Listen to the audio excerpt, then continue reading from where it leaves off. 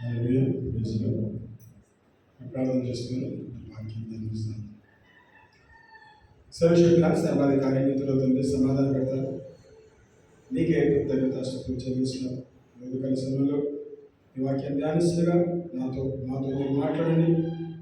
ఈ వాక్య అవగాహన వాక్య ప్రత్యక్షం నడిపించి ప్రార్థిస్తూ యేసుక్రీస్తు పరిశుద్ధ నామమున ప్రార్థించి వేడుకుంటున్నాను తండ్రి. ఆమేన్.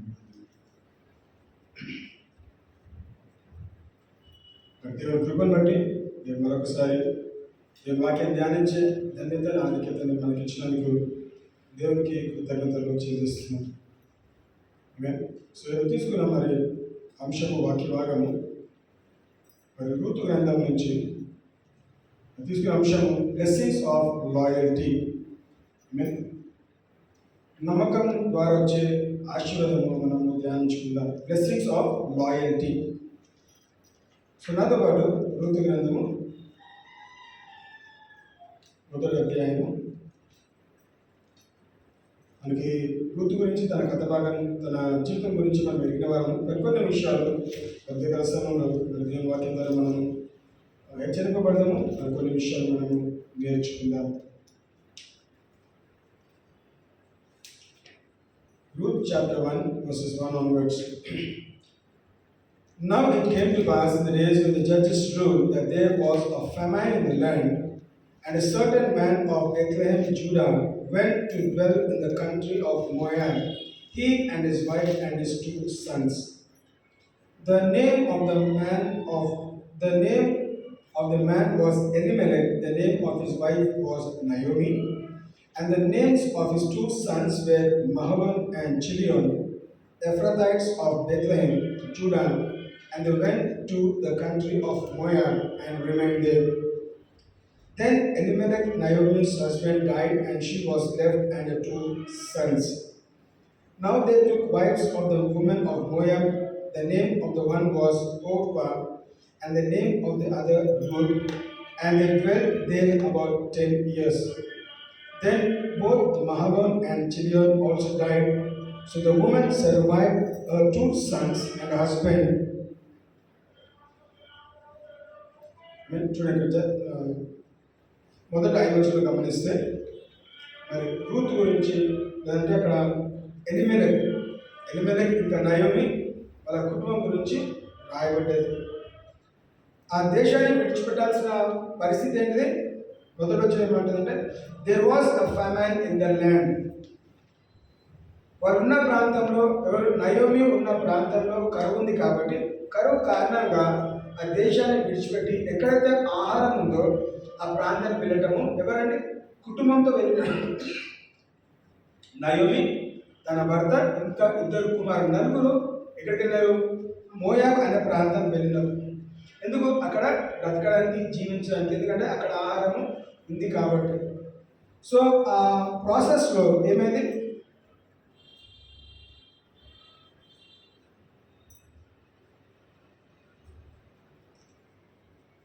మొదట భర్త చనిపోవడం మనం గమనిస్తున్నాము. ఎలిమెలెక్ చనిపోతాడు. తర్వాత కొద్ది కాలం తర్వాత 2 కుమారులు, అంటే ఆ ప్రాంతానికి వెళ్ళిన తర్వాత వాళ్ళు అక్కడ ఆ ప్రాంతంలో ఉన్న స్త్రీలను వివాహం చేసుకుంటారు. 4 కాస్త 6 అయినారు. నయోమి భర్త చనిపోయినాడు. తర్వాత మహలోన్ ఇంకా చిలియన్ అన్న వాళ్ళిద్దరు కూడా కొడుకులు, కుమారులు, నయోమి కుమారులు కూడా చనిపోవడం మనము గమనిస్తున్నాం. సో ఎప్పుడైతే దాదాపు వారు ఎంత సమయం గడిపినారో దాదాపు 10 సంవత్సరాలు అక్కడ సమయం గడిపినారు. 10 years ఎక్కడ ఉన్నారు? మోయాబ్ అనే దేశంలో ఎవరున్నారు? నయోమి, వాళ్ళ భర్త, 2 కుమారులు, ఇంకా కోడలు కూడా ఉన్నారు. సో నయోమి జీవితాన్ని గమనిస్తే భర్త చనిపోయినాడు, కొడుకులను కూడా కుమారులను కూడా కోల్పోయింది. 6వ వచనం, then she arose with her daughters-in-law that she might return from the country of Moab, for she had heard in the country of Moab that the Lord has visited his people by giving them bread. ఆలోచన గమనిస్తే ప్రత్యేకంగా ఏం చూస్తాము? దేవుడు ఎవరిని దర్శించడాన్ని? బెత్లెహేమ్ని దర్శించడం అని గమనిస్తాము. ఎఫ్రాతా బెత్లెహేమ్ మొదటి వచనం రాయబడ్డాయి కదా. And a certain man of Bethlehem, Judah, went to dwell in the country of Moab. Bethlehem అనే ప్రాంతాన్ని ఎవరు దర్శించినారంట? And the Lord visited Bethlehem. ఇంకేమన్నాడు? By giving them bread. వాళ్ళకి ఆహారం సమకూర్చు. మొదటి ఏంటిది? దేవుడు వాళ్ళని దర్శించినాడు. రెండోది దేవుడు వాళ్ళకి సమకూర్చినాడు. ఉదయకాల సమయంలో మనం ఈ వాక్యం ధ్యానిస్తున్నా ఇవన్నీ కూడా ఆ రోజుల్లో జరిగినాయండి కదా. కొన్ని వేల సంవత్సరాల క్రితట ఈ సంఘటన జరిగింది. మనం ఈరోజు ధ్యానిస్తుగా వాక్యము జీవముల వాక్యం కాబట్టి ఈరోజు కూడా మనకి వర్తిస్తుంది. సో మనం బహుశా అనుకుందాం, మనమున్న కరువు పరిస్థితిలో, చూడు కరువు అనేది కేవలం ఆహారానికి సంబంధించి కాదు, కానీ ఏ విషయమైనా మనము కరువు పరిస్థితులు ఉన్నట్లయితే ఈ ఉదయకాల సమయంలో సంఘ కాపరిగా మేము గుర్తు చేస్తున్నాను, దేవుడు మనల్ని దర్శించబోతున్నాడు, మనకి సమకూర్చబోతున్నాడు. Hallelujah. God will visit us and God will provide us. ఏం చేస్తున్నాడు దేవుడు? కేవలం ఇవ్వట్లేదండి. మొదట దర్శించడం అంటే వాళ్ళని దర్శించి వాళ్ళ పరిస్థితిని చూస్తున్నాడు. సహజంగా దర్శించి ఏం చేస్తున్నాడు? వాళ్ళకు ఉన్న స్థితిగతులు ఏంటి, వాళ్ళ పరిస్థితి ఏంటిది, వాళ్ళని చూస్తూ గమనిస్తూ, ఓ వీళ్ళకి కరువు ఉంది కాబట్టి వీళ్ళు వెళ్ళిపోయినారు, నేను కరువు తొలగించి సమృద్ధి ప్రకటిస్తున్నాను, నేను వాళ్ళకి కావాల్సిన ఆహారం ఇస్తాను. అందుకే వాక్యం sir, that the Lord had visited his people by giving them bread. Amen. Who is Jesus? Is the bread of life.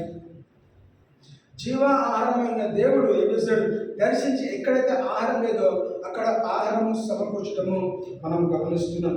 Amen. So let us believe, దేవా నన్ను దర్శించి నా అక్కర్లు తీర్చండి. నేను ఏ స్థితిగతులు ఉన్నాను మీరు ఎదిగినావు కాబట్టి మీరు నన్ను దర్శించండి. చూడండి, ఆహారం ఒకటే కాదు, మీ ప్రతి ఒక్కరు ఆ రోజు ఆ ప్రాంతంలో ఆహారం అవసరం కాబట్టి ఆహారం ఇచ్చాడు. ఈరోజు మన పరిస్థితులు మనకి ఏది అవసరమో దేవుడు మనకి ఇవ్వడానికి సిద్ధంగా ఉన్నాడు. అది మనం ఆసక్తితో ఎదురు చూస్తాం. Amen. Verse 7 onwards. Therefore she went out from the place where she was, and the two daughters-in-law with her, and they went on the way to return to the land of Judah. And Naomi said to her two daughters-in-law, go, return each to her mother's house. The Lord deal kindly with you, as you have dealt with the dead and with me. The Lord grant that you may find rest in the house of each. The Lord grant that you may find rest each in the house of her husband. So she kissed them, and they lifted up their voices and wept. And they said to her, surely we will return with you to your people. But Naomi said, turn back, my daughters. Why will you go with me?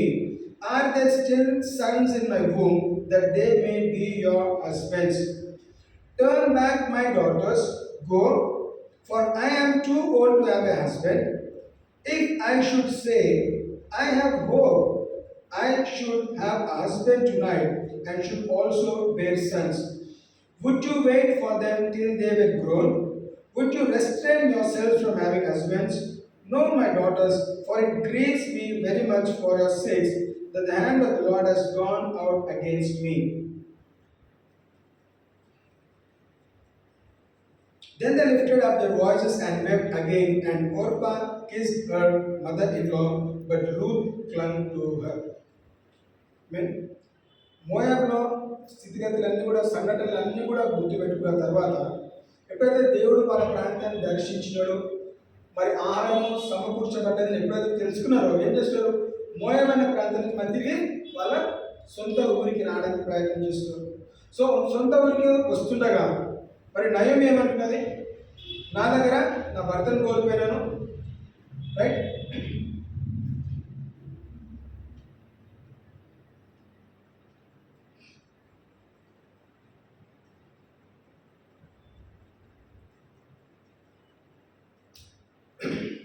నా భర్తను కోల్పోయినాను, నా పిల్లలను కోల్పోయినాను. So మీరు కూడా గుడ్డాలు విధవరాలుగా ఉన్నారు కాబట్టి మీరు ఇక్కడ ఉండండి, మీ కుటుంబాలను దేవుడు కడతాడు. అంటే ఇంకొక వివాహం చేసుకొని మీ కుటుంబాలని మీరు కొనసాగించండి. ఈ విధవరాలతోని మీరు రాకండి. మీ జీవితాలు మీరు ఇంకా యవన కాలం ఉన్నారు, మీకు సంతానం కూడా లేదు, భర్తలు చనిపోయినారు కాబట్టి మీరు ఇక్కడ ఉండండి, మోయాబు అనే ప్రాంతంలో ఉండండి, మీరు వివాహం చేసుకొని మీ కుటుంబాన్ని కొనసాగించమని ఒక బాధ్యత కలిగిన అత్తగా ఏం చేస్తుంది? నా జీవితం ఎలాగో నాశనం అయిపోయింది, తన దృష్టిలో నా జీవితం ఎలాగో నాశనం అయిపోయింది, నేను నా కొడుకుని, నా కుమారుని కోల్పోయినాను, నా భర్తను కోల్పోయినాను, నేను మిమ్మల్ని కూడా ఆ పరిస్థితులు చూడడానికి ఇష్టపడతాను కాబట్టి నేను నా ప్రాంతానికి వెళ్తాను, మీరు ఇక్కడే ఉండండి, మీ జీవితం కొనసాగించండి. కానీ ఇక్కడ ఏమన్నా గమనిస్తారు 14 వచనం, and they lifted up their voices and wept again and Orpah kissed her mother in law but Ruth clung to her. ఇద్దరు కోడళ్ళు, పెద్ద కోడలు వెళ్ళిపోవటం గమనిస్తాము, చిన్న కోడలు రూతు ఎవరితో ఉన్నదండి, నయమితో హత్తుకొని ఉన్నది. అందుకే వాక్యం ఒకసారి చదవచ్చు 14 వచనం. వారు ఎలుగెత్తి ఏమగా ఓర్పా తన అత్తను ముద్దు పెట్టుకొని రూతు ఆమెను హత్తుకొని ఉండగా ఆమె, ఇదిగో నీ తోటి కూడలు తన దేవుని తిరిగిపోయినదే, నీవును నీ తోటి కూడలి వెంబడి వెళ్ళుమని. అందుకు వాక్యం చేస్తే రూతు ఆమెను హత్తుకొనేను కదా. మనం ఎప్పుడు హత్తుకుంటామండి? ఎప్పుడైతే ప్రేమ ఉంటుందో అప్పుడు మనం హత్తుకుంటాం. మనం చూడండి, నయమి చెప్పిన మాటలు మనం తప్పుందా? ఎవరి విషయంలో? వాళ్ళ కూడా విషయంలో నయమికున్న ఆలోచన మంచిదే. నేను వృద్ధాప్యంలో నేను భర్తను కోల్పోయినాను, కుమారుని కోల్పోయినాను, కొన్ని సంతానం ఉంటే మీరు నాతో ఉండి మీ పిల్లల్ని నేను చూసుకుంటాను, మీరు కనపడి ఉండదు, కానీ మీరు ఇంకా యవనకాలం ఉన్నారు, మీరు వివాహం చేసుకొని కొత్త జీవితం ఆరంభించండి. ఇద్దరు కూడా ఈక్వల్గా చెప్తున్నాడు. ఆమె పెద్ద ఆమెను ద్వేషించడము, చిన్న ఆమెను ప్రేమించడం గమనించట్లేదు. కానీ ఇద్దరు కోడలు కూడా అత్త పక్షాన గమనిస్తే ఓర్పు అనుకునేదేమో, అమ్మ బాబాయ్ కదా మంచిగా నా అసలే నేను వెళ్ళిపోదాం అనుకున్నాను, కానీ మా అత్తగారి నన్ను వెళ్ళిపోమన్నారు కాబట్టి వాళ్ళిద్దరు ఏడ్చినారండి. బహుశా మంచి ప్రేమ సంబంధం కలిగి ఉంటారు, దాదాపు 10 సంవత్సరాలుగా ఇద్దరు ప్రేమించుంటారు. కానీ ఓర్పాయం చేసేది మంచి ఆపర్చునిటీ వచ్చింది, మంచి ఛాన్స్ వచ్చింది, నేను తనని విడిచిపెట్టి వెళ్తే నా ఇంకొక వివాహం చేసుకుంటాను, నా కుటుంబాన్ని నేను కట్టుకుంటాను అనే ఆలోచన తను వెళ్ళిపోవడం గమనిస్తుంది. కానీ ఇక్కడ రూత్ చేసిన మాట ఏంటంటే, రూతు తనని హత్తుకొని ఉండేను. ఎందుకు? రూతు నయోమిని ఎక్కువగా ప్రేమిస్తుంది. అంటే చాలాసార్లు గమనిస్తాం, అత్తలాగా కాకుండా ఎవరిలాగంటే ఒక తల్లిలాగా భావించింది. అంటే రూతు కూడా పరిస్థితి అంటే తన సిచ్యువేషన్ అర్థం చేసుకున్నది. నయోమి ఒక్కతే అయిపోతుంది, నేను తనని విడిచిపెడితే ఆమె ఒంటరిగా అయిపోతుంది, తనకు భర్త లేరు, కుమారులు లేరు, తనను చూసుకునే వాళ్ళు ఎవరు లేరు కాబట్టి బహుశా అనుకున్నాం ఆమె వృద్ధాపంలో, ఆ ముసలితనంలో నేను తనని విడిచిపెట్టడము కరెక్ట్ కాదు. బహుశా నా కెరీర్ ఏమైనా కానీ, నాకు వివాహం కాకపోని, కానీ ఆమె అత్తగారు లేదంటే నా తల్లి లాంటి అత్తగారిని నేను విడిచిపెట్టడానికి నేను ఇష్టపడట్లేదు, నేను తనని హత్తుకొని ఉంటాను, తన మంచి క్షేమాలన్నీ కూడా నేను దగ్గర నుండి చూసుకుంటాను అంటే అంత మంచి ఆలోచన కలిగి ఉంది. కాబట్టి ఏమంటుంది, రూతు తనని హత్తుకొని ఉండేను. మేము 16 వచనం గమనిస్తే, but Ruth said, entreat me not to leave you or to turn back from following after you, for wherever you go I will go, and wherever you lodge I will lodge. Your people shall be my people, and your God my God. Amen. చూడండి ఎంత మంచి మాట్లాడుతుందండి. Entreat me not to leave you or to turn back from following after you. నిన్ను వెంబడించే విషయంలో, నిన్ను వదిలిపెట్టి వెళ్ళే విషయంలో మీరు నన్ను ఇబ్బంది పెట్టకండి, లేదంటే నన్ను తొందర పెట్టకండి, ఒత్తిడి చేయకండి. ఇంకేమన్నది, for wherever you go I will go. నువ్వు ఎక్కడికి వెళ్తే నేను అక్కడికి వస్తాను. Wherever you lodge I will lodge. నువ్వు ఎక్కడ ఉంటే నేను అక్కడ ఉంటాను. Your people shall be my people and your God my God. Hallelujah. ఏమంటుంది, నీ ప్రజలు నా ప్రజలు, నీ దేవుడు నా దేవుడు. తన హృదయపూర్వకంగా చెప్పిన మాటలండి. రూతు తన అత్తమ్మని ఎంతగా ప్రేమించిందంటే ఆమె ఎక్కడ వెళ్ళినా నేను అక్కడ వెళ్ళడానికి సిద్ధంగా ఉన్నాను. బహుశా నయోమిని దగ్గర నుండి గమనించి కాబట్టి తన భర్తని ఏ విధంగా ప్రేమించిందో, కుమారులను ఏ విధంగా ప్రేమించిందో, కోడల పక్షాన తన చూపిన ప్రేమను కూడా అవరేం చేస్తారు ఇన్ రిటర్న్. బహుశా చూడండి, నయోమి చెడ్డదైతే లేదంటే నయోమి ఇబ్బంది పెట్టినట్లయితే, వాళ్ళ కోడలు ఇబ్బంది పెట్టినట్లయితే తప్పకుండా ఎప్పుడు సమయం వస్తుందా విడిచిపెట్టి వెళ్ళాలి అనే ఆలోచన కలిగి ఉంటుంది. కానీ ఈరోజు రూత్ ఎందుకు ఆ మాట మాట్లాడలేదు? ఎందుకంటే తప్పకుండా తన ప్రేమ ఎవరి ప్రేమని, నయోమి ప్రేమని అనుభవించింది కాబట్టి అత్తమ్మని వదులుకోవడానికి ఇష్టపడట్లేదు. ఏమే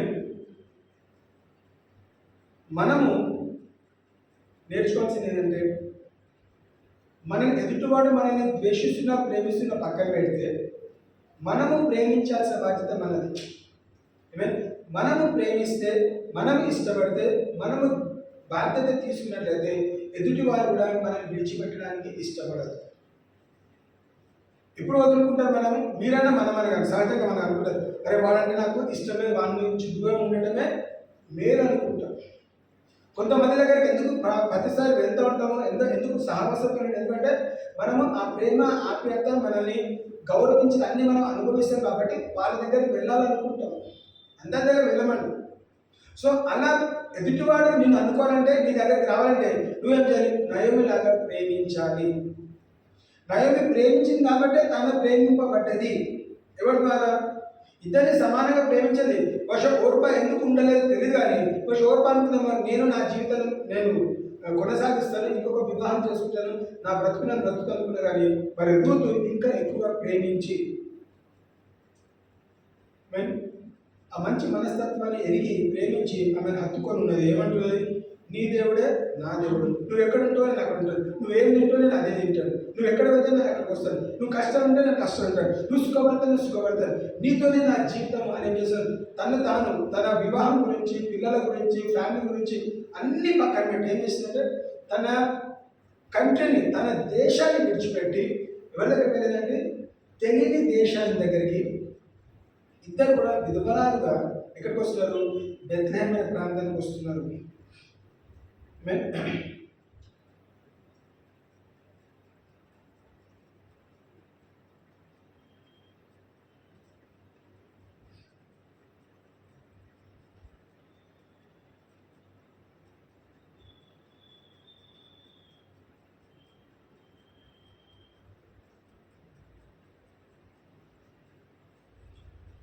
Verse 17 కూడా గమనిస్తే, where you die, I will die, and there will I be buried. The Lord do so to me, and more also, if anything but death parts you and me. ఇదంట, నువ్వు ఎక్కడ చనిపోతే నేను అక్కడ చనిపోతాను, నువ్వు ఎక్కడ పాతి పెట్టబడితే నేను అక్కడ పాతి పెట్టబడతాను. ఇంకేమన్నాడు? And then more also, if anything but death parts you and me. కేవలం మరణం మాత్రమే నిన్ను నన్ను విడదీయాలి. సాధారణంగా ఈ మాట భార్యాభర్తల మధ్యన మనం ఏం చేస్తాము? ఆ ఒప్పుకోలు చెప్పిస్తాము, ప్రామిసెస్ చెప్పిస్తాము. వివాహం అయినప్పుడు కేవలం మరణం మాత్రమే మనని విడదీయాలి. మరి అత్త కోడల మధ్యన ఈ మాట ఈ ఒక్క సందర్భంగా రాయబడ్డదండి. తప్పకుండా వాళ్ళిద్దరి మధ్యన అన్యున సహవాసం మంచి సంబంధం వాళ్ళు కలిగి ఉన్నారు కాబట్టి రూతు చెప్పగలుగుతుంది. నయోమి కాదండి, రూతు చెప్పగలదు. అంటే కోడలుగా అత్తను ఏమనుకున్నది? అమ్మ నువ్వు ఎక్కడ చనిపోతా నేను అక్కడ చనిపోతాను, నువ్వు ఎక్కడ పాతి పెట్టబడితే నేను అక్కడ పాతి పెడతాను, నీ దేవుడు నా దేవుడు. అంటే కేవలం మన ఇద్దరిని విడదీయాలంటే ఏం రావాలంట? మరణం. నువ్వైనా చనిపోవాలి, నేనైనా చనిపోవాలి. మనం అంటే దాని ఉద్దేశం ఏంటి? మనము బ్రతికినంత కాలము నేను నీతోనే ఉంటా, నీ క్షేమము నేను కోరిన దానిగా, నీ అన్ని విషయాల్లో కూడా నేను నీకు సహకరిస్తా అనే మంచి మాట చెప్పగలిగినది. 19వ వచనం గమనిస్తే, now the two of them went until they came to Bethlehem, and it happened when they had came to Bethlehem that all the city was excited because of them, and the woman said, is this Naomi?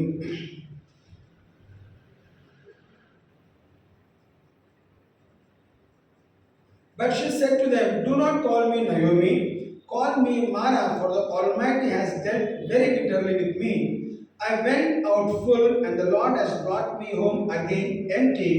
Why do you call me Naomi, since the Lord has testified against me, and the Almighty has afflicted me? చూడండి, తన బాధ ఏంటిదండి?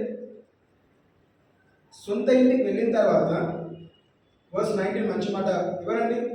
ఎవరైతే ఆ ప్రాంత ప్రజలు, Bethlehem ప్రాంత ప్రజలు నయోమిని చూసిన తర్వాత ఏంటంటే వాళ్ళు they were excited. City was excited. ఒక్క కుటుంబం కాదండి, సిటీ అంటే పట్టణం మొత్తం కూడా నయోమిని చూసి సంతోషించెను. ఒకసారి చదవండి 19వ వచనం. వారు బెత్లెహేమునకు వచ్చినప్పుడు ఆ ఊరి వారందరి వారి ఎదుట గుంపుకూడి వచ్చి, ఈమె నయోమి కదా అని అనుకొనుచుండగా, ఆమె స్పర్శింపుడు నాకు చాలా దుఃఖము కలుగచేసినవి గనుక నన్ను నయోమి అనక మారా అన్నది. నేను సమృద్ధి గల దానినై వెళ్ళితిని, యెహోవా నన్ను రిక్తురాలునిగా తిరిగి రాజేసెను. మీరు నన్ను నయోమి అని పిలువనేలా, యెహోవా నా మీద విరుద్ధంగా సాక్ష్యము పలికెను.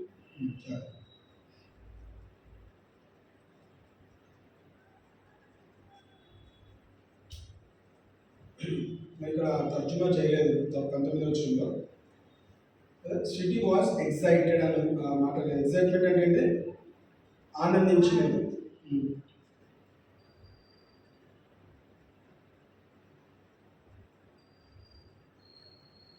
వేరే తర్జుమా that all the city was excited because of that.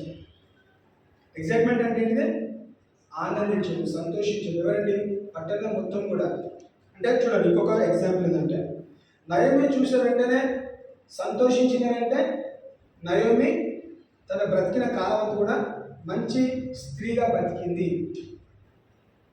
అయితే ఎవరితో గొడవ పెడకుండా, బహుశా అందరికీ సహాయపడుతూ, అందరికీ సహకరిస్తూ, అందరితో మంచిగా మాట్లాడుతూ, సాడించకుండా, గొనగకుండా, ఇబ్బంది పడకుండా, గొడవ పడకుండా, కొట్లాడకుండా, అందరితో పట్టణం అంటే వాసులతో మంచిగా ఉంది. కాబట్టి ఏం చేస్తాం?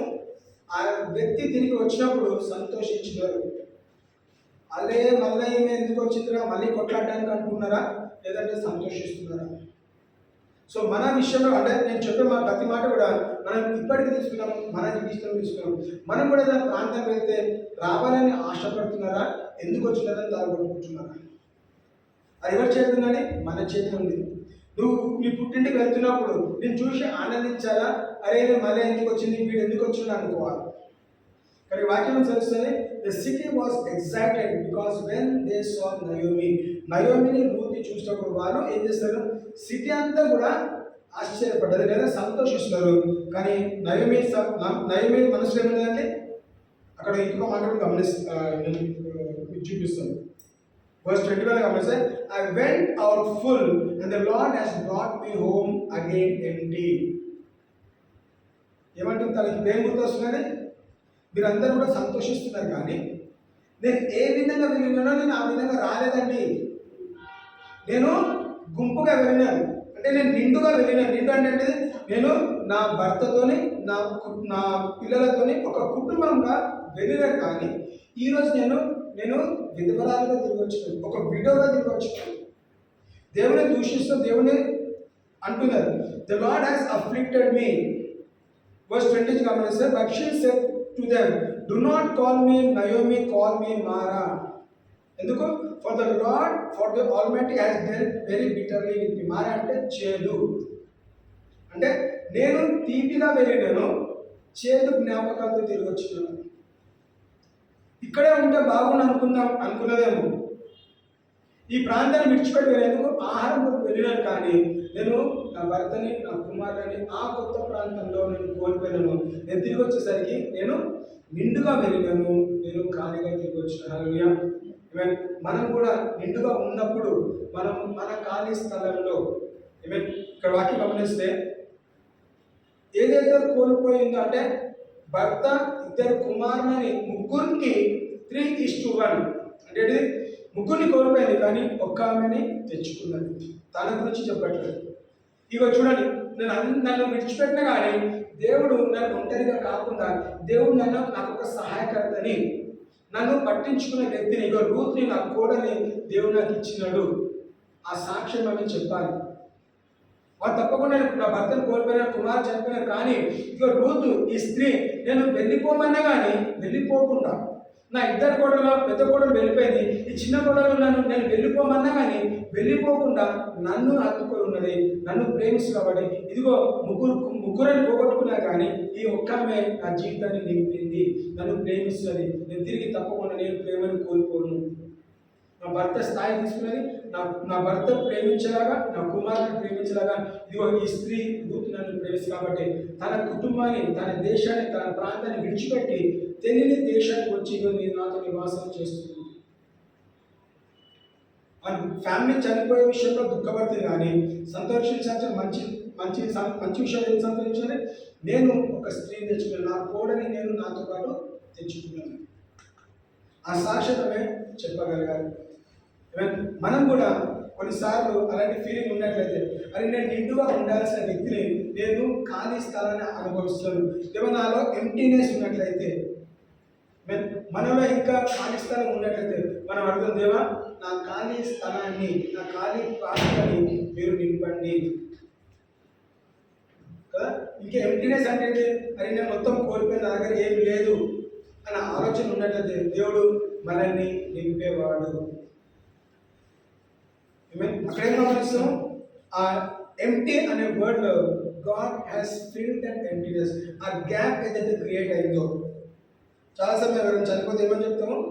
దేవుడి కుటుంబాన్ని ఆదరించును గాక, ఓదార్చును గాక అంటాం. సో భర్త లేని లోటు కానీ భార్య లోటు ఏం చేస్తాము? దేవుడు పరిశుద్ధాత్మతో ఆ ఖాళీ స్థలాన్ని నింపాలి. సో ఈరోజు ఆ నయోమి జీవితం ఏదైతే ఖాళీ స్థలం ఏర్పడ్డదో, దేవుడు రూతు ద్వారా ఆ ఖాళీ స్థలాన్ని నింపినాడు. మన జీవితంలో ఏదైనా ఖాళీ స్థలం ఉన్నట్లయితే దేవుడు తప్పకుండా మంచి విషయాలతో దేవుడు మనల్ని నింపునుగాక. ఆమేన్. సో ఇంకా ముందు గమనిస్తే ఏమంటే, so Naomi return with the route Moab. చూడండి ఇక్కడ గమనిస్తే verse 21, I went out full and the Lord has brought me home again empty. Why do you call me Naomi, since the Lord has testified against me and the Almighty has afflicted me? అన్ని ఒత్తిడి నుంచి నేను వెళ్ళినాను. నన్ను ఎవరు? యెహోవా దేవుడు నన్ను ఒత్తిడి నుంచి తీసుకొచ్చాడు, నన్ను వదిలేస్తాడు. కానీ దేవుడు ఏదైతే తీసుకున్నాడో దేవుడు సమకూర్చేవాడు. కాబట్టి ముగ్గురు వ్యక్తులు తీసుకుంటే ఒక స్త్రీని, ఒక కోడలి దేవుడు నయోమికి ఒక బహుమానం ఇచ్చినాడు.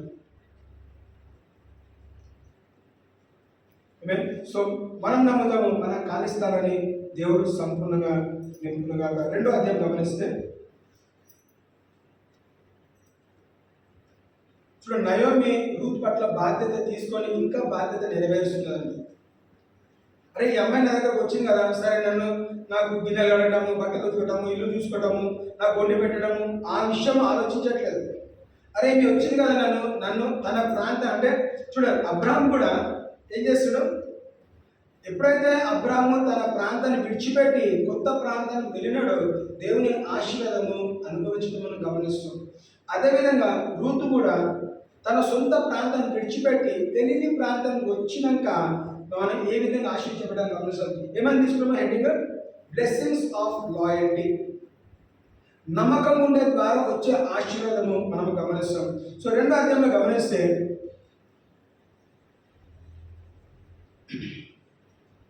నేను మొత్తం చదువు కానీ వర్స్ 10 గమనిస్తాం.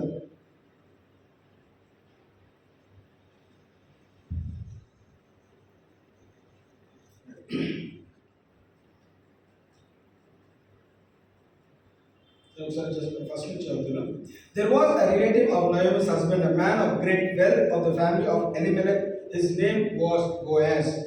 So Ruth the Moabitess said to Naomi, please let me go to the field and glean heads of grain after him, in whose sight I may find favor. And she said to her, go, my daughter. Then she left and went and gleaned the field after the reapers, and she happened to come to the part of the field belonging to Boaz, who was of the family of Elimelech. Now behold, Boaz came from Bethlehem and said to the reapers, the Lord be with you. And they answered him, the Lord blessed you. Then Boaz said to his servant, who was in charge of the reapers, whose young woman is this? So the servant who was in charge of the reapers answered and said, it is the young Moabite woman who came back with Naomi from the country of Moab.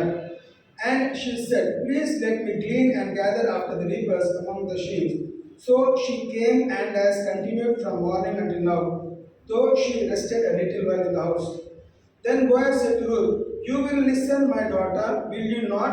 Do not go to glean to another field, nor go from here, but stay close by my young woman.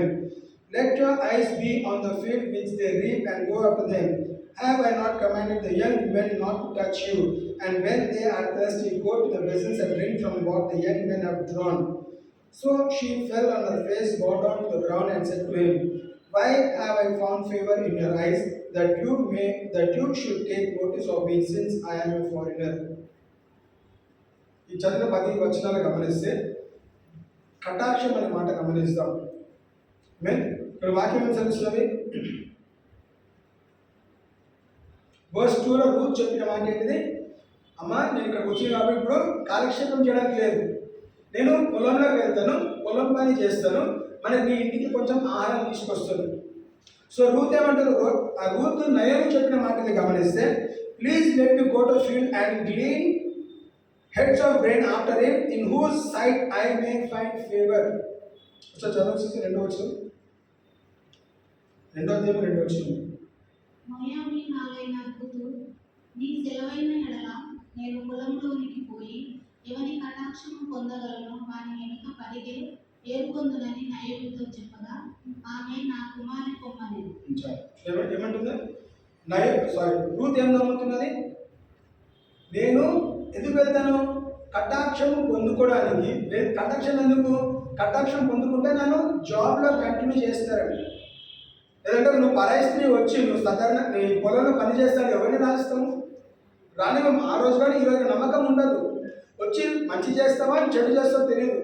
So ఆమె ఇంట్లో నుంచి అడుగు బయట పెట్టకముందే తన ప్రార్థన ఏంటిది? నేను పని చేసేటప్పుడు నేను కటాక్షము పొందుకోవాలి. ఏమే చెప్పిన మాట ప్రకారము ఏమని చెప్పిందండి? పాజిటివ్గా అంటే నేను వెళ్ళి పని చేస్తా, పనిలో నాకు ఫేవర్ కావాలి, కటాక్షం కావాలి, నన్ను 10 మంది గుర్తించాలి, కటాక్షం పొందుకోవాలి అని చెప్పిన మాట తర్వాత 10వ వచనం గమనిస్తే అందుకు ఆమె సాగిలపడి తల వంచుకొని, ఏమి తెలిసి పరాయి దేశమైన నాయందు లక్ష్యముంచునట్లు నీకు కటాక్షము కలిగెను అని చెప్పగా, బోయాజు, నీ పెనిమిటి మరణమైన తర్వాత నీవు నీ అత్తకు చేసినదంతయు నాకు తెలియబడింది. చూడండి, టెస్టిమనీ అండి. రూతు నయోమి ఇంటింటికి వెళ్ళి చెప్పుకోలేదు. బోయాజు ఎవరో నోటి ద్వారా రూతు చేసిన క్రియలు ఇక్కడ బయటపడ్డాయి. బహుశా నయోమి చెప్పిందో లేదో నాకు తెలియదు, కానీ రూతు చేసిన మంచి క్రియలు ఎవరికి తెలిసింది? బోయాజ్కి తెలిసింది. సో ఇప్పుడు రూత్ ఏమని వెళ్ళింది బయటికి? నేను కటాక్షము పొందుకోవాలని నేను వెళ్ళింది. బయటికి వెళ్ళిన తర్వాత ఎవరి దృష్టిలో ఉంది? బోయాజ్ దృష్టిలో కటాక్షము పొందుకున్నది. అందుకేమంటారు? అందుకు ఆమె సాగిన పడి తల వంచుకొని, ఏమి తెలిసి పరదేశినైన నాయందు లక్ష్యం ఉంచినట్లు నీవు కటాక్షము కలిగను అని చెప్పరా. బోయాజు, నీ పెనిమిటి మరణమైన తర్వాత నీవు నీ అత్తకు చేసినదంతయు నాకు తెలియబడేను. హల్లెలూయా. నువ్వు చేసింది తెలియబడుతుంది. నువ్వు చేసింది మంచి చెడ రెండు కూడా తెలియబడతాయి. సో మంచి చేస్తే మంచి కాలం వచ్చింది ఏంటంటే బ్లెస్సింగ్స్ ఆఫ్ లాయల్టీ మనం తీసుకున్న అంశం.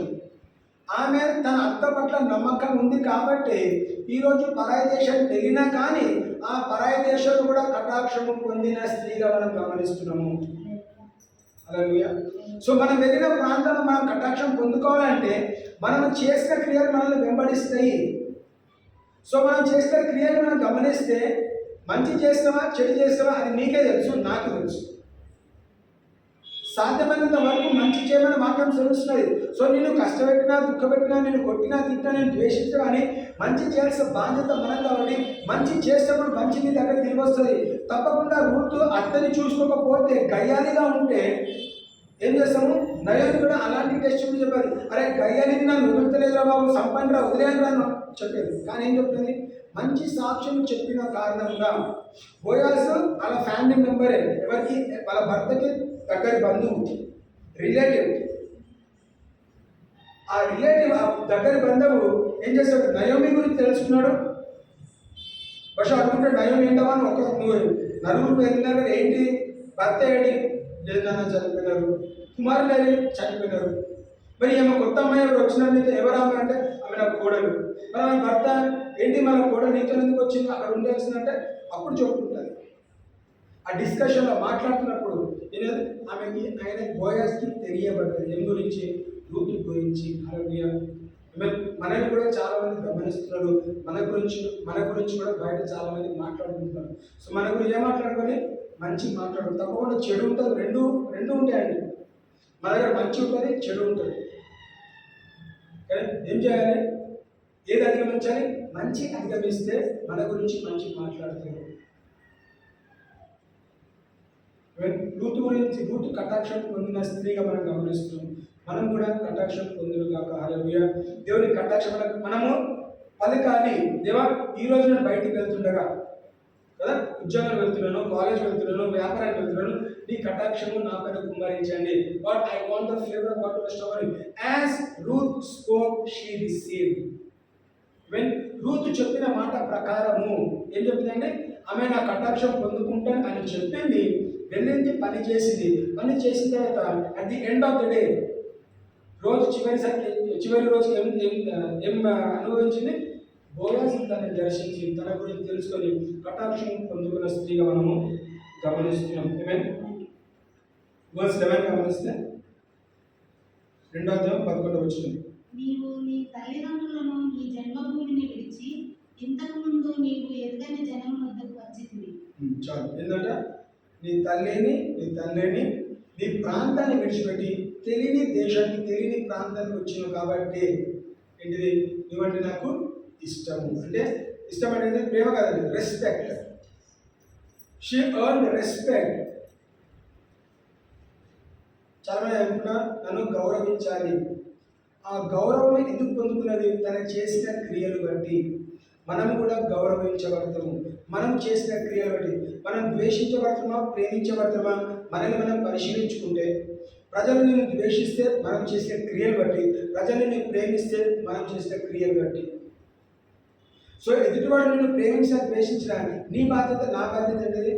దేవుని బిడ్డలుగా మనము ప్రేమించాలి, శత్రువుని ప్రేమించాలి, వాళ్ళ కొరకు ప్రార్థన చేయాలి, వాళ్ళని క్షమించాలి, మనం విడిచిపెట్టాలి, మనం ముందుకు వెళ్ళాలి. కాబట్టి అయ్యో నా భర్త చనిపోయిన ఇంకొక వివాహం చేసుకొని ఆ ఇంట్లో కూర్చొని 3 మూల కూర్చొని ఏడుస్తూ దుఃఖపడి డిప్రెషన్లోకి పోయి ఆ స్థితిగతిలోకి చేసుకోలేదండి. అయిపోయింది. కొత్త లైఫ్ నేను స్టార్ట్ చేస్తాను. నేను అంత్య దగ్గరకు వెళ్తాను, ఆమెతో ఉంటాను, ఆమెను చూసుకుంటాను. ఎప్పుడైతే ఆమెను చూసుకోవడం ఆరంభించిందో తన జీవితం కూడా బ్యాక్గ్రౌండ్ ఏమవుతుంది? జీవితం మార్చబడదు. ఎవరు చేస్తాడు?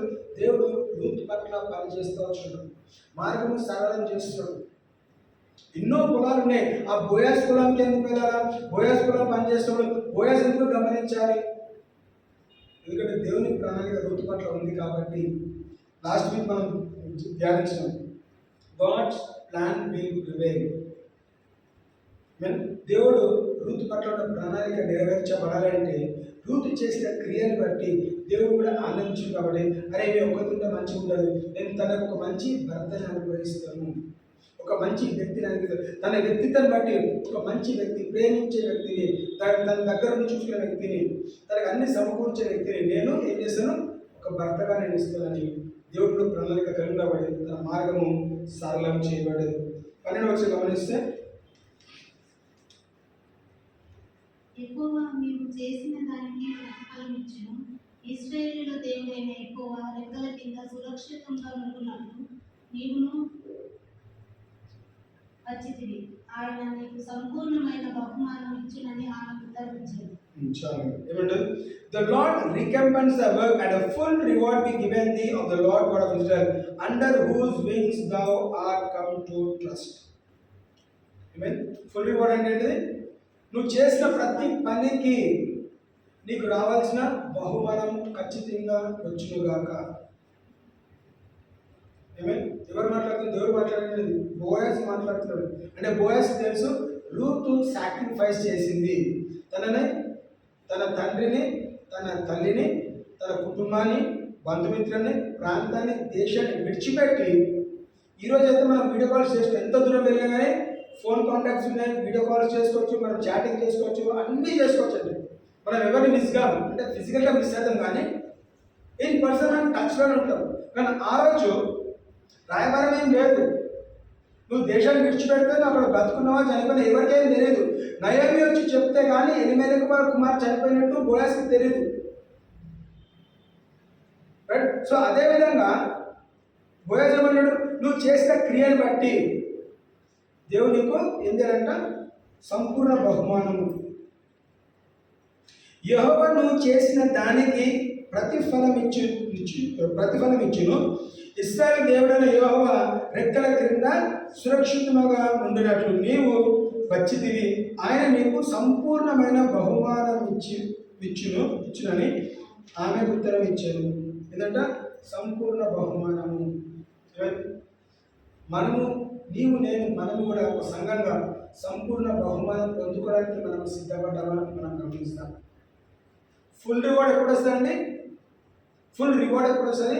ఫుల్ సాక్రిఫైస్ ఉన్నప్పుడే. ఆమె ఒక కాలు ఆ దేశంలో, ఒక కాలు ఈ దేశంలో పెట్టలేదండి. అన్ని వదులుకొని వచ్చింది కాబట్టి ఫుల్ రివార్డ్ ఆమె సంపూర్ణ బహుమానము పొందుకోగలుగుతుంది. అబ్రాహాము కూడా ఆ ఫ్యామిలీని మొత్తం వదిలేసి దేవుడు చూపెట్టిన ప్రాంతాన్ని వెళ్ళిన వాటి సంపూర్ణ బహుమానం పొందుకోగలిగాడు. ఏంటి సంపూర్ణ బహుమానం? గుడ్రాతనం తొలగించి ఫలభరితంగా మార్చబడ్డాడు. తన జీవితంలో పలికిన ప్రతి మాట నెరవేర్చబడ్డది. ఎవరు నెరవేర్చబడ్డది? దేవుడు తన వెంట ఉండి తప్పులు చేస్తున్నా సరిదిద్దు, చక్కబెడుతూ, తనతో ఉంటూ, వాగ్దానం పూర్తి చేస్తూ, సేరా ద్వారానే నీకు ఇస్సాకును ఇస్తానని వాగ్దానం పూర్తి చేస్తూ, వాగ్దానం ప్రకటిస్తూ, తను చెప్పిన మాట నెరవేర్చడానికి తన వెంబడే ఉన్నాడు. దేవుడు ఆ రోజు అబ్రాహాముని వదలలేదు, ఆ రోజు రూత్ని వదలలేదు, ఈరోజు నిన్ను కూడా వదలడు. ఇంతవరకు వదలలేదు, ఇక మీదట కూడా వదలడండి. God will take care of you.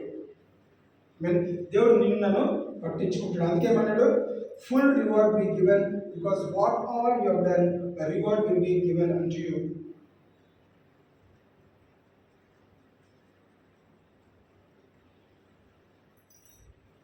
మూడో అధ్యాయం గమనిస్తే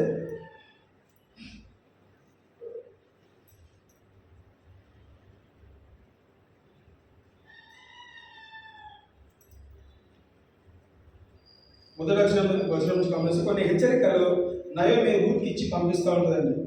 ఆ హెచ్చరికలు పాటిస్తూ ఆ హెచ్చరికలు అన్నీ విన్న తర్వాత 5వ వచనం గమనిస్తే, and she said to her, all that you say to me I will do. So she went down to threshing floor and did according to all that her mother-in-law instructed her. ఏం చేసిందంట? మొదటి 4 వచనాలు గమనిస్తే కొన్ని హెచ్చరికలు Naomi రూత్కి ఇచ్చిన హెచ్చరికలు గురించి రాయబడ్డది. 5వ వచనము రూత్ ఏం చెప్తుంది? అమ్మ ఇవన్నీ ఎవరు చేస్తారు? నాతో ఇవన్నీ కాదు, నేను పోతా, నేను చేసుకొని వస్తాను చెప్పట్లేదండి. నువ్వు చెప్పిందంతా కూడా కదా, నువ్వు చెప్పింది చెప్పినట్టు చేస్తే, and she all that you say to me I will do. నువ్వు చెప్పింది నాకు కష్టం అనిపించినా కానీ నువ్వు చెప్పినావు కాబట్టి అతన్ని గౌరవించి, తన మాటని గౌరవించి, విధేయత చూపెట్టి వెళ్ళి తన చెప్పిన మాట ప్రకారం చేసిందని వాక్యం రాయబడ్డది. ఆ రోజు గమనిస్తే, she went down to the threshing floor and did according to all that her mother-in-law instructed her. చెప్పిందంతా కూడా చేయటమే తన బాధ్యతగా తీసుకున్నాడు. మనం కూడా చాలాసార్లు అనేక విషయాలలో మనం హెచ్చరింపబడుతున్నాము. కొంచెం ఫ్యామిలీలో ఉండొచ్చు, వర్క్ ప్లేస్లో ఉండొచ్చు, బిజినెస్ ఉండొచ్చు, చర్చ్లో, ఎక్కడ వీఆర్ రిసీవింగ్ ఇన్స్ట్రక్షన్స్. హెచ్చరికలు మనము తీసుకుంటున్నాము అనేక మంది నుంచి. మరి ఎంతవరకు మనం హెచ్చరికలు పాటించామో మనం గమనిస్తాం. ఫుల్ రివార్డ్, సంపూర్ణ బహుమానం అని కావాలి. కానీ ఆ సంపూర్ణ బహుమానం కావాలంటే హెచ్చరికలు మనం పాటించాలి. నీ అధికారులు, నీ పైన ఉన్నవారు, తల్లిదండ్రులు, బంధుమిత్రులు కానీ, సంఘంలో కానీ, పాస్టర్ కానీ చెప్పిన మాటలు, హెచ్చరికలు మనం పాటిస్తేనే సంపూర్ణ బహుమానాన్ని మనము అందుకున్నాము. ఎవరైనా ఫుల్ రివార్డ్ ఇవ్వడం మనం ఏం చేయకుండా ఫుల్ రివార్డ్ రాదు. మనం ఏం చేయకుండా మనకు రివార్డ్ రాదు. సో ఆమె సాక్రిఫైస్ చేసింది కాబట్టి, ఆమె సమర్పించుకున్నది కాబట్టి, తన జీవితాన్ని తన అత్త కొరకు సమర్పించింది కాబట్టి, దేవుడు తన బ్యాక్గ్రౌండ్ నుండి తన పక్షాన పనిచేస్తూ కటాక్షం పొందుకున్న దానిగా కదా, తన అత్త చెప్పిన మాట వింటూ తన మార్గం సరళం చేస్తూ తన జీవితాన్ని కట్టిన దేవుడుగా మనం గమనిస్తవచ్చు. దేవుడు మన జీవితాలు కూడా కట్టడానికి ఇష్టపడుతున్నాడు. సంపూర్ణ బహుమానానికి మనం సిద్ధపడాలి. ఆ రోజు రూతు తీసుకుంటే ఈరోజు మనం తీసుకోవాలి. వి షుడ్ బి లార్డ్, నేను చేస్తా. చూడండి, 100లో కనీసం ఒక మంచి పని చేస్తే ఆ ఒక మంచి పని వెనకాల ఉన్న సంపూర్ణ బహుమానం మనం పొందుకోవాలి. దేవుడు 100 తప్పులు చూడలేదు. ఒక తప్పు ఏం చేస్తాడు, దాన్ని కరెక్ట్ చేయడానికే ఇష్టపడుతున్నాడు. 100 నీతిమంతులను 99 నీతిమంతులను పక్కన పెట్టి ఒక్కరి గురించి వెళ్ళినాడండి. 99 ఉన్నారు కదండి, వీడు పోతే కొన్ని నరకాన్ని అనుకోవట్లేదు. సో మనం చేసే అనేక తప్పులలో ఒక మంచిది ఉన్నా కానీ ఆవగింజంత విశ్వాసం గురించి మాట్లాడితే ఆవగింజంత మంచి పని మనం చేస్తే ఆ మంచి పని కారణంగా దేవుడు మనల్ని ఏం చేశాడు, సంపూర్ణ బహుమానం ఇస్తాడు. బహుశా రూత్ చాలా విషయాలు చేసి ఉండొచ్చు, కానీ తన చేసిన మంచి క్రియలు ఏం చేస్తాడు, హైలైట్ అయ్యాయి. చూడండి, ఒక స్త్రీగా అన్నిట్లో బెస్ట్ ఉండకపోవచ్చు, ఎక్కడో కూడా మిస్ అయి ఉండొచ్చు, కానీ తన చేసిన మంచి క్రియ ఏమంది, తనకు రావాల్సిన బహుమానం దేవుడు తనకి తప్పకుండా ఇవ్వడానికి ఆశపడుతున్నాడు. 10-11 గమనిస్తే 3వ అధ్యాయం 10-11. అతడు నా కుమారి ఎక్కువ చేత నీకు దీవెన నొందిన దానిలో కొద్దివారినే గాని గొప్పవారినే గాని యవనస్తులను నీవు వెంబడింపగా ఉండుట వలన నీ మునుపటి సత్ప్రవర్తన కంటే వెంకటి సత్ప్రవర్తన మరి ఎక్కువైనది. కాబట్టి నా కుమారి భయపడకును, నీవు చేసినదంతయు నీకు చేసేదను, నీవు యోగ్యురాలవని నా జనులందరూ ఎరుగుదురు. చూడండి మళ్ళా ఇంకొక టెస్ట్ వినండి. బోయాజ్ రూత్ పట్ల సాక్ష్యాన్ని చెబుతూనే ఉన్నాడు. ఇక్కడ ఇంకొక సాక్ష్యం ఉంది, blessed are you of lord my daughter, for you have shown more kindness at the end than at the beginning, in that you did not go after young men, whether rich or poor. చూడండి, ఒక ప్రాంతాన్ని విడిచిపెడతాం. చూడండి, స్త్రీగా లేదంటే ఒక అమ్మాయిగా Ruth యవన కాలం ఉన్నది. సో యవన కాలం ఉన్నప్పుడు తప్పకుండా వివాహం కావాలి, భర్త కావాలి, సంతానం కావాలి, ఈ ఆలోచనలు ఎంత అద్భుతంగా ఉన్నా కానీ ఒక సెకండ్ థాట్ ఏంటిది, నేను కూడా పెళ్లి చేసుకోవాలి, నాకు కూడా పిల్లలు కావాలి, నేను కూడా ఫ్యామిలీ మెయింటైన్ చేయాలి, ఇవన్నీ ఆలోచనలు ఉన్నాయి. ఈ ఆలోచనలు ఉన్నప్పుడు ఈ ఆలోచనల ద్వారా ఆమె ఇన్ఫ్లుయెన్స్ అవ్వలేదండి. అందుకే వాక్యం నువ్వేంటి అంటే ఎలాంటి లవ్ అఫేర్స్ పెట్టుకోలేదు, ఎలాంటి యవ్వనస్తుల వెనకాల నువ్వు వెళ్ళలేదు. దాంట్లో నువ్వేం చేస్తావు, you have shown more kindness at the end then at the beginning, that you did not go after young men. ఎవరిని పట్టేసామా, ఎవరిని లవ్ చేసామా, ఎవరిని ట్రాప్ చేసామా కదా, ఎవరిని నా వెంబడి తిప్పుకుందామా, ఇవన్నీ ఆలోచనలు లేవండి. వెళ్ళాలా, పని చేసుకోవాలా, అత్త దగ్గర వెళ్ళాలా, మనకి వడ్డీ పెట్టుకోవాలి. నాకు అప్పగించిన పని, నాకు ఇచ్చిన అత్తగారు నాకు ఇచ్చిన హెచ్చరికలు నేను పాటించడమే నా బాధ్యత. కాబట్టి అవి నేను దానికి తూచా తప్పకుండా చేస్తాను.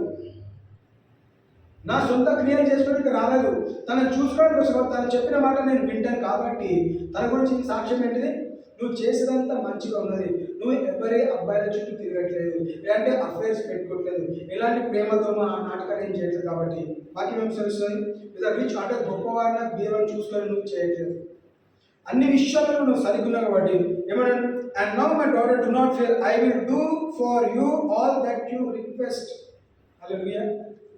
ఇప్పుడు బోయజ్ అన్నాడు, భరోసా ఇస్తున్నామా, నీ ప్రవర్తన బాగుంది కాబట్టి నువ్వు అడిగిందల్లా నేను చేయడానికి సిద్ధంగా ఉన్నాను. బోయజ్ ఎవరు, ఆయనకి ఏ చుట్టం కాదు, ఆయనకి ఏం కాడు బోయజ్. కానీ బోయజ్ ఏం చేశాడు, ఆ స్త్రీ ప్రవర్తన కారణంగా, తను చేసిన మంచి క్రియల కారణంగా, తన బిహేవియర్, తన యాటిట్యూడ్, తన క్యారెక్టర్ అన్నింటిలో కూడా తను ఆనందించాడు కాబట్టి, సంతోషించాడు కాబట్టి, అమ్మ నీకు అవసరం ఉన్న ప్రతి అక్కడ నేను తీర్చే బాధ్యత నాది. I will do what ever you request. నీ పొలం మొత్తం రాసిమంటావా, రాసివ్వడానికి సిద్ధంగా ఉన్నాను. నా ఆస్తి మొత్తం నీకు ఇవ్వమంటావా అంటే what ever you ask I'm ready to do. దేవుడు కూడా మనకి అనేకసార్లు బోయాజ్ లాగా మనం దర్శించి what you ask I will do అని చాలాసార్లు చెప్తున్నాడు. బోయాజ్ అడిగింది ఇస్తానంట, కానీ దేవుడు అన్నాడు అడిగిన దానికంటే, ఊహించిన దానికంటే అత్యధికంగా ఇస్తానని వాగ్దానం చేస్తున్నాడు. ఐ విల్ డూ వాట్ అంటే నీకు చేయడానికి. ఒకసారి 11 వచ్చింది కదా సిస్టర్, 3:11.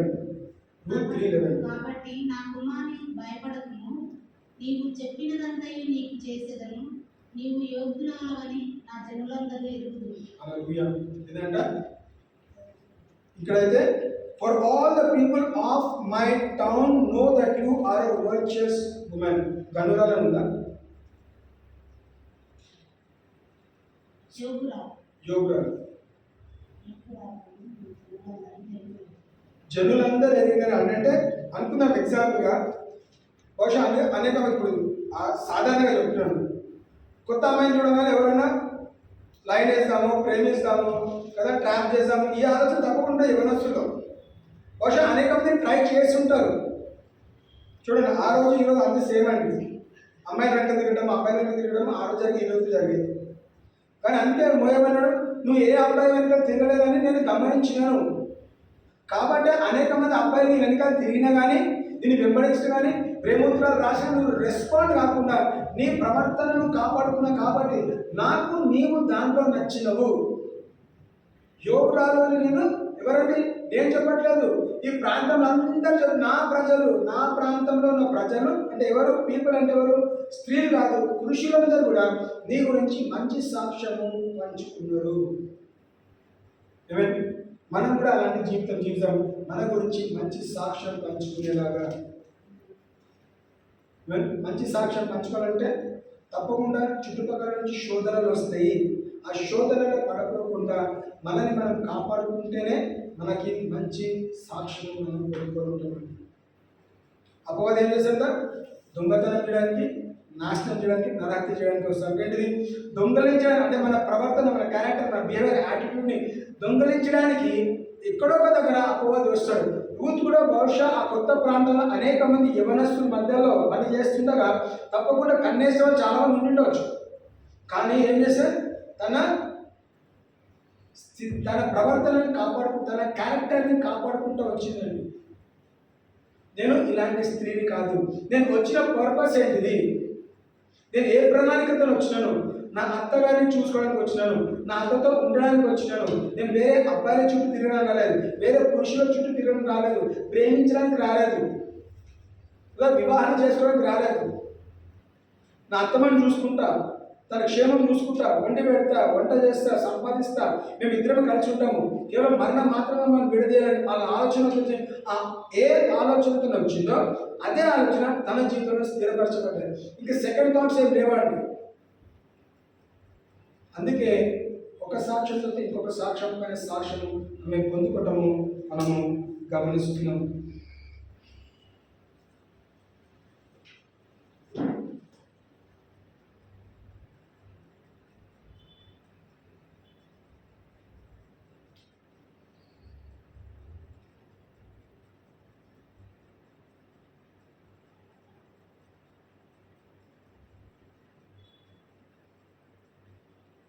నాలుగో అధ్యాయము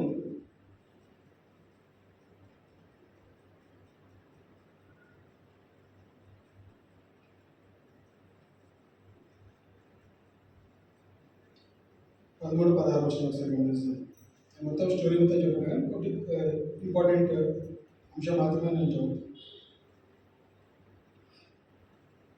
కాబట్టి బోయాజు రూతును పెళ్లి చేసుకొని ఆమె యుద్ధకు పోయినప్పుడు ఎక్కువ ఆమె గర్భవతి అయినట్లు అనుగ్రహించింది కనుక ఆమె కుమారుని కనింది. అప్పుడు స్త్రీలు, ఈ దినమున నీకు బంధువులు లేకుండా చేయని ఎక్కువ స్థుతులను కాక ఆయన నామం ఇశ్రాయేలులో ప్రకటింపబడుతుందాక. నిన్ను ప్రేమించి 7 కుమారుల కంటే నీకు ఎక్కువగా ఉన్న నీ కోడలు ఇతనిని కలిగి అతడు నీ ప్రాణమును ఓదార్చి ముసలితనమున నీకు పోషకుడని నయోమితో చెప్పింది. చాలు. ఏమైందంటే చివరికి నమ్మకంతో వచ్చే ఆశీర్వాదం, బ్లెస్సింగ్స్ ఆఫ్ లాయల్టీ. ఆమె నమ్మకం ఉంది కాబట్టి ఇప్పుడు ఏంటిది? ఆమె వచ్చినట్టు బోయస్ చూసే వెంటనే ఆ బోయస్ నాకు పెళ్లి చేసుకుని మంచిగా అనుకున్నదా? అనుకోలేదండి కదా. బోయస్కి మంచి ధనం ఉన్నది, ధాన్యం ఉన్నది, పొలాలు ఉన్నాయి, అరే నా రైట్ క్యాండిడేట్, నేను పెళ్లి చేసుకుంటే నాకు జీవితం సెట్ అవుతుంది అనుకున్నదా? అట్లాంటి ఆలోచన లేకుందండి కదా. ఆమె నమ్మకంగా చేసుకుంటా వెళ్ళేది, యథార్థంగా ఉండి నమ్మకంగా చేసుకుంటా వెళ్ళేది కాబట్టి దేవుడు మార్గం సరళం చేసి కదా. బోయస్ కూడా అనుకోలేదు రూత్ వివాహం చేసుకోవాలని. బోయస్ నేను మొత్తం చదివిన ఒక అంశం చెప్తాను. బోయస్ ఏమంటాడు? నేను నీకు సెకండ్ రిలేటివ్. ఫస్ట్ రిలేటివ్ నీకు ఒక వ్యక్తి ఉన్నాడు, ఆయన అనుకుందాం, ఆయన ఎస్ అంటే నేను పక్కకు తొలగిపోతాను, ఆయన నో అంటే నేను నా భార్యగా తీసుకుంటాను. ఆ ఫస్ట్ వ్యక్తి దగ్గర ఆ కండిషన్, ఆ డిస్కషన్ అంతా కూడా నేను చేయలేని వద్దు అంటున్నాడు. కాబట్టి బోయాజ్ చేసి అంటే దేవుడు ఏంటిది, దేవుడు బోయాజ్ని ఏర్పాటు చేశాడు. కాబట్టి మొదటి వాడు ఎవరు వచ్చాడని మళ్ళీ పక్కన పెట్టినాడు. కండిషన్స్ నచ్చలేదండి. బోయాజ్ ఏం చేశాడంట, and Boaz took Ruth and she became his wife, and when he went into her, the Lord gave her conception and she bore a son. వివాహం అయింది, గుడ్రాంతాన్ని తొలగించాడు, దేవుడు వాళ్ళకి ఫలవర్తి చేశాడు, గర్భాన్ని ఆశించాడు, కుమారుని ఇచ్చినాడు. ఇప్పుడు వాక్యం ఏం తెలుస్తుంది, then the women said to Naomi. ఇప్పుడు చూడండి, నయోమి వచ్చినప్పుడు స్త్రీలందరికీ ఏం చెప్తున్నది, నేను నిండుగా వెళ్ళినాను, ఖాళీగా వచ్చినాను. ఇంతకాలం తర్వాత, ఎంతకాలం తెలియదు కానీ కొద్ది కాలం తర్వాత ఇప్పుడు స్త్రీలు మాట్లాడటం చూస్తున్నారు. అమ్మ Naomi, blessed be the lord who has not left you this day without a close relative. భర్త, కొడుకులు, కోడలు వెళ్ళిపోయినా కానీ ఈరోజు దేవుడు నిన్ను ఒంటరిగా వదిలలేదు. నీకు ఒక బంధువు, క్లోజ్ రిలేటివ్, నీకు ఒక బంధువుని ఇచ్చాడు. ఆ బంధువుతో పాటు ఏం చేస్తాడంట, and may his name be famous in Israel. Boaz పేరు ఇజ్రాయెల్లో ఫేమస్గా ఉండాలని వాళ్ళందరూ మాట్లాడుతున్నారు. ఇంకేం చేస్తారు, and may he be to you a restorer of life. జీవము సమకూర్చే వ్యక్తిగా ఉండాలి. ఇంకేమన్నాడు, for you and for daughter in law, మీకును మీ కోడలికి కూడా. స్త్రీలు మాట్లాడుతున్నారండి, అమ్మ ఇప్పుడు నువ్వు ఇంతకాలం చెప్పిన ఎంటీ అన్నావు కదా, ఖాళీగా వచ్చినా ఖాళీగా రాలేదమ్మా. 7 అంటే 7 కుమారులు ఉండి నిన్ను ఎంతగా ప్రేమిస్తారో ఒక స్త్రీ ద్వారా నువ్వు అంత ప్రేమ పొందుకున్నావు. 7 కుమారులు ఉండి నేను ఎంత మంచిగా చూసుకుంటారో నువ్వు అనుకున్నావు, దానికనే ఎక్కువగా ఒక స్త్రీ నీతో ఉండి నిన్ను చూసుకోగలిగింది. షీఈస్ ఈక్వల్ టు 7 అంటే 1 ఈజ్ ఈక్వల్ టు 7. స్టార్టింగ్ ఏం చేస్తాం, 3:1 అని. ఆ 3:1 కాస్త 7:1గా మార్చబడింది. 1 to 7 sons. 7 కుమారులు చేసేది ఒక రూతు చేయగలిగింది. ఎందుకు చేయగలిగింది, బహుశా భయభక్తి. చూడండి, మోయాబ్ అంటే దేవుడు ఎరగని వాళ్ళు. మోయాబ్ అంటే అన్య జనాంగం వాళ్ళు. గడు తన ఏ గృహంలో పెరిగిందో, ఏ కుటుంబం పెరిగిందో, వాళ్ళ తల్లిదండ్రుల పెంపకము, ఆమె పెరిగిన పద్ధతి చూస్తే క్రైస్తవులు కూడా ఆ విధంగా లేరండి. ఒక అన్యురాలు తన ప్రవర్తన అంతటి కూడా ఒక వర్చువస్ ఉమెన్గా ఒక మంచి పేరు సంపాదించగలిగితే మరి క్రైస్తవుగా, విశ్వాసంగా, చిన్నతనం నుంచి క్రైస్తవ కుటుంబంలో పుట్టి పెరిగిన మనము ఇంకెంతగా ఉండాలి మనం పరిశీలించుకుంటాం. కేవలం స్త్రీలకే కాదు, పురుషులకు కూడా, అమ్మాయిలు, అబ్బాయిలు, men and women, this word is for everyone. మన గురించి మాట్లాడుకోవాలంటే ఏం చేయాలి, మనము మంచి చేయాలి. దేవుడు చేస్తాడు, God is a restorer of life. ఇప్పుడు నయం చెప్పగలిగితే నేను ఎంటీ ఉన్నానని చెప్పలేదండి. ఎందుకు, ఆ ఖాళీ స్థలాన్ని దేవుడు బోయాజ్తో, ఇంకా రూత్తో, తర్వాత ఇంకొక కుమారుని కూడా ఇచ్చినాడు. 10వ వచనం గమనిస్తే, the Naomi took the child and laid him on her bosom and she became a nurse to him. ఈ విధంగా ఒక భార్యగా పోయింది, విధవరాలు వచ్చింది. అవునా, ఆ విధవరాలు ఇప్పుడు ఏమైందంట, ఇంకొకసారి అత్తగా మార్చబడ్డది. తర్వాత ఏమైంది, ఇప్పుడు అమ్మమ్మ కూడా అయింది. అమ్మమ్మనో నాన్నమ్మనో గ్రాండ్ మదర్ అయింది.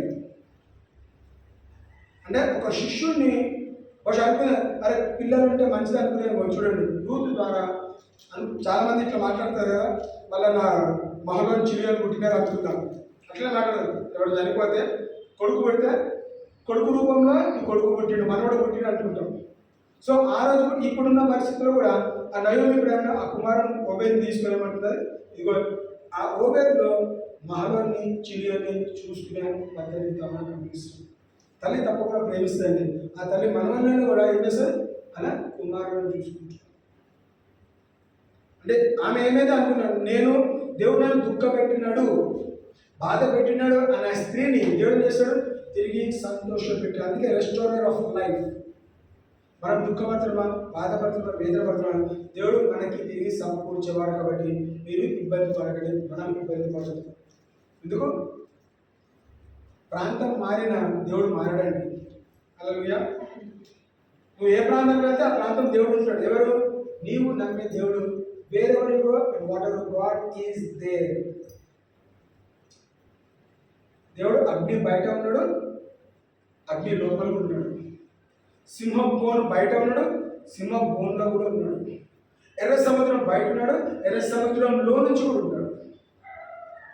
ఐగుప్తు దేశంలో ఉన్నాడు, ఐగుప్తు దేశం బయట విడిచిపెట్టిన తర్వాత ఎడారిలో కూడా దేవుడు ఉన్నాడు. అంటే నువ్వు ఎక్కడ వెళ్ళినా రూత్ చెప్పిన మాట ప్రకారం where you go I will go.